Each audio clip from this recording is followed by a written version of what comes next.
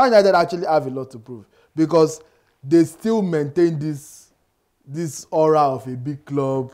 The Man United standards. You say Chelsea does the not way of again. You are a Chelsea fan. Do you feel like you support the big? Cast me. People that support Chelsea, that they do it in secret.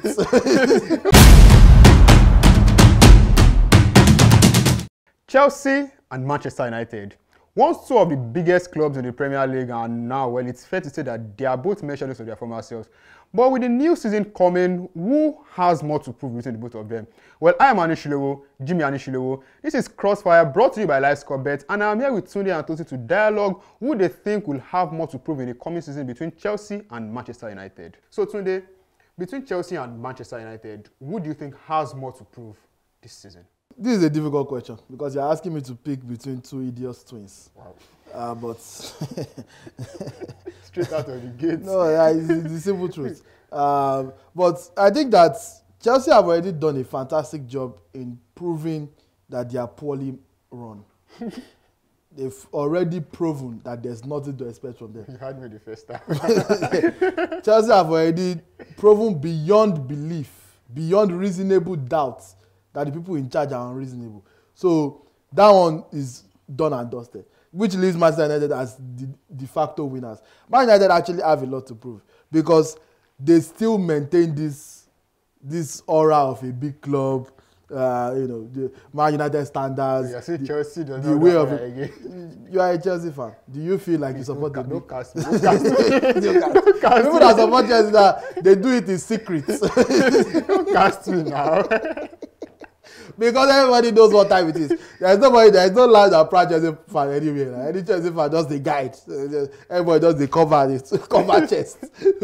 No problem. But from United's perspective, when you hear the way United fans talk, and even their club, like, the way they talk about the club, like, you would think that they've won the league recently. Meanwhile, they've not won it since 2013. That's 11 years ago. We know how much more different the world was 11 years ago. So they definitely have a lot more to prove. Even from their coach's perspective, Eric Ten Hag, who had to beg. What do you think will happen if by January, Ten Hag's leg is still shaking?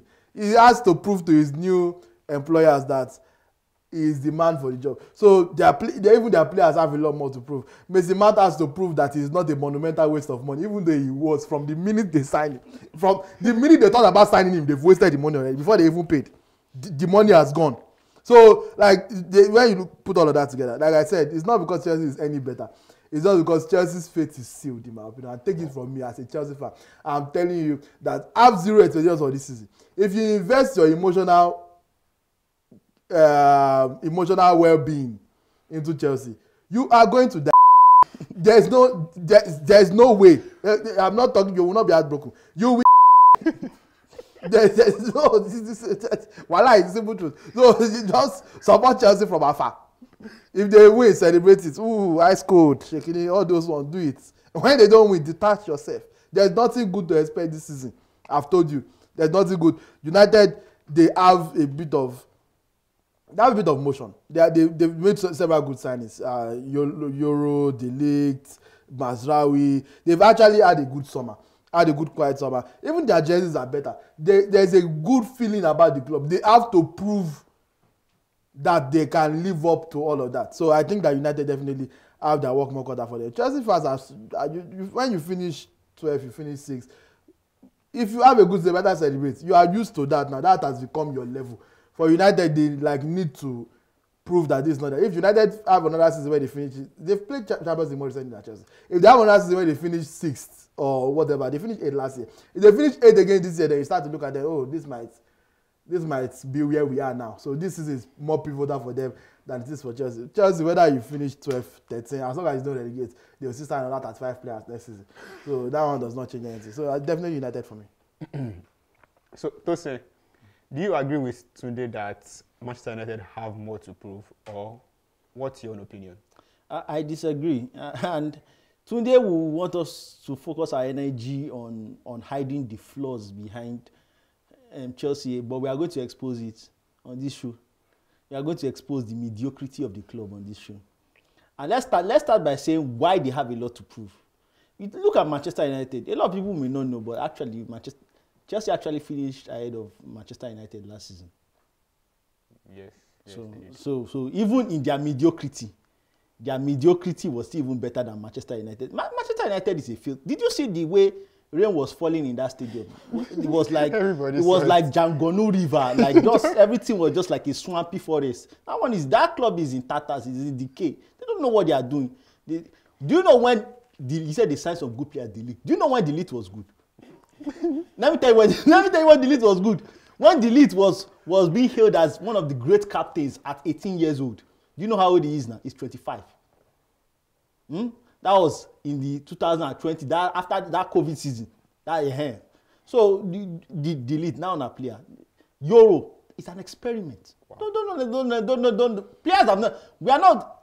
One of the things we are going to be doing this in, players that have not yet proven anything. We are not going to start crowning them based on potential.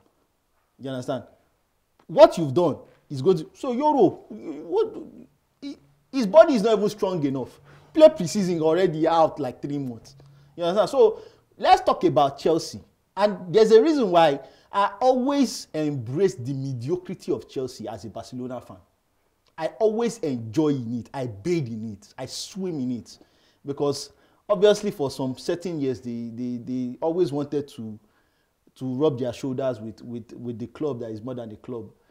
We had to just knock them down to their places. You understand? Let me not talk. Even though when we knocked them down, even the position they are in right now, I didn't even believe they will. When you knock them down, I thought we would knock them down from the skies to earth, but they decided to start digging ground and they want to find hellfire. Wait, who knocked Chelsea down? Yeah. Ask Chelsea what happened when we met them last in the Champions League. Ask Chelsea fans. Don't worry. In the Buhari administration. I'll leave that one. You can see Buhari doesn't want election. You can see what happened. You can see what happened to Courtois' leg. But that's a different discussion. But where is Bakary TF now? We are talking about Premier League. Okay. We are talking about the Premier League. Now, let me go to why Chelsea has much to prove. I already stated that they finished ahead of Manchester United last season. Manchester United even won a trophy, but they finished ahead of Manchester United. 2, when we talk about Manchester United, you even said it. Manchester United, when the last time Manchester United won the Premier League? 2013. Chelsea still won the Premier League under Antonio Conte in 2017. Right? When you talk about the Champions League, when did Manchester United win the Champions League last? Chelsea still won the Champions League in 2021. Yeah. So this is a club, we are not going to allow you this mediocrity, we are going to expose it.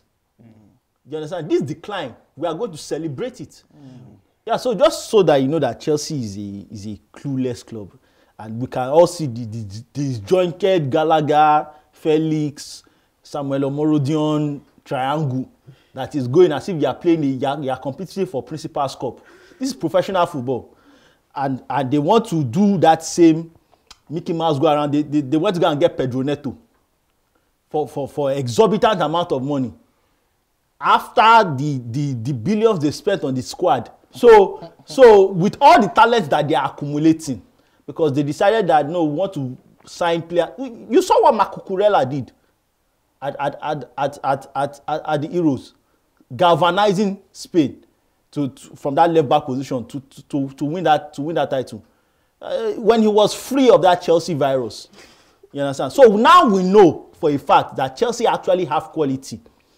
But they are injecting them. You understand? They are injecting them with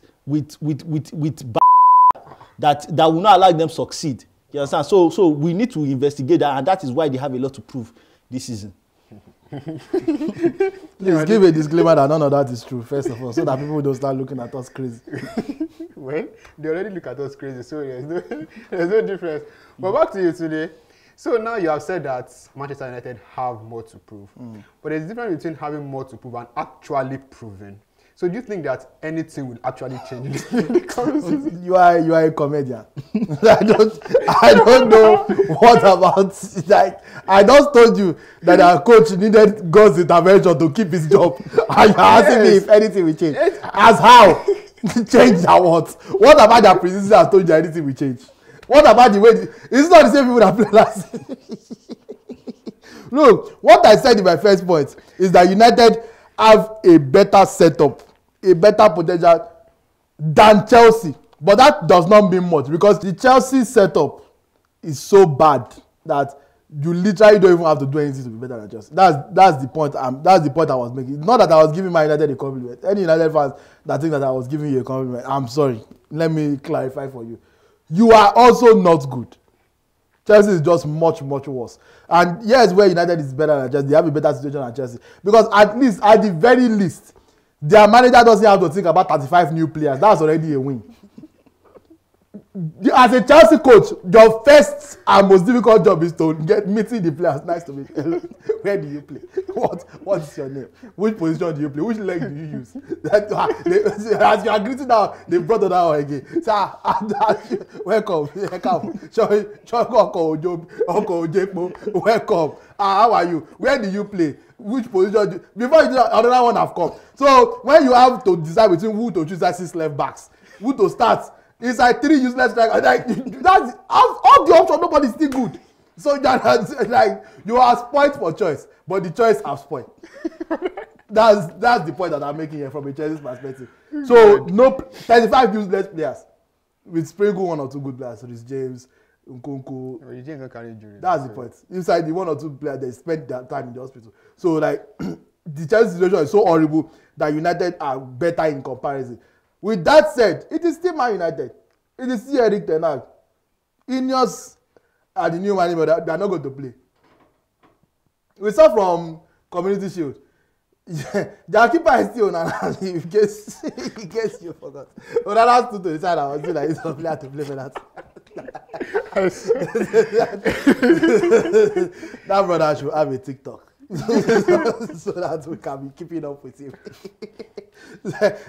Well, Maguire and Evans are still playing serious minutes, and you are thinking of having a good. Where does it go from here? The same thing with how Chelsea finished ahead of United, as Tosin said. Chelsea finished 6th, United finished 8th. That's their level. 2 idiots twins. So if Chelsea finished 12th, United will be like 11, 10. So but both of them are still bad. It's just that United are slightly better. So don't expect anything good this season. Well, he has given a damning report for Chelsea. What about you? Do you also think that, despite the fact that Chelsea have more to prove, that nothing will change? For Chelsea, why I feel they have more to prove has to do with one, the investment in the club. Okay. Even though the investment is shambolic, but it's still investment nonetheless. They are still spending money. As many money doesn't make it. You understand? And the reason why, another reason is because at the end of the day, FFP is going to catch these people one way or another. I don't know how. FFP is going to catch them. So if they are not going to do anything now, when are they going to do it? Is it when they ban them for like 3 years, they can't do transfer? So it has to be around this time, whereby Nicholas Jackson started showing a little bit of promise at the end of last season, didn't he? Didn't he? That is why they are having a bit of like double mind. Maybe we should go for Victor Smith. Maybe we should just even allow Nicholas Jackson improve. If Nicholas Jackson scored about 13 goals and if he's able to at least maybe increase that by 7, now you have a 20-goal striker. But can he increase it is the question. You have a 20-goal striker in your midst. They are the ones that keep trying to convince us that Kopama should win the PFA Player of the Year, even though I disagree. That everything, he was cold, he was chilly, he was everything. So you are saying that in the Premier League you have a top 5 player in your midst, Abi? You have 8 goalkeepers. You have 8 goalkeepers. That's actually true. You have 8 goalkeepers. So you shouldn't like it's exaggerating what this is true. So you shouldn't be like, oh, unlike Manchester United that have Onana, you can change every game or every halftime. You are not doing well. You come inside. You understand? So you already have so many players at your disposal that it's just about finding the right combination. Like if it's just like at the end of the thing, it's like. If you put Egusi and Ewedu together, and you add Periwinkle, and you add Iru, and you add Ogbono, at least something should still come out that is eatable. As how? Have you ever been inside a kitchen? As how? You started with Egusi and Ewedu, and I was wondering. You know, something should still come out that is eatable. When you are not a deity, You still be able to put out something that is appeasing to the fans. That they can point out, okay, we spent about 1.95 billion. You want to give your fans JJ. In totality. It's 1.4, not 1.9. Or about 1.4 billion on the team. We should still be okay. We have a level. Do you know how much they bought Kukureya for? From Brighton. Okay, if Kukurea is a piece and you have Nicholas Jackson as a piece, Wesley Fofana, Shebi is back. That's another expensive piece. 80 million. 80 million. Is Enzo finally going to deliver, or is he still a baby? Is Caicedo a right back or a midfielder? We need to have answers to those questions in this 2024-25. That is why they have to prove it. For Manchester United, if Eric Ten Hag doesn't do the job, they've already employed Ruud van Nistelrooy. They will just fire him and put Van Nistelrooy there, or go and hire Michael Carrick, whatever the case is. So as far as me I'm concerned, Chelsea will not let them off the hook. They have to deliver. They've spent so much money. They need to put something on the table, so that Chelsea fans, at least at the bus stop and at the Loma and the last mile, they should be able to flex their muscles. So basically, Chelsea fans have gainful employment. That's what you're saying. So I'm throwing the question to you guys: Chelsea or Manchester United? Who has more to prove in the coming season? Let's hear your thoughts in the comments. I am Anishilowo, Jimmy Anishilowo, and this is Crossfire, brought to you by Live Score Bet.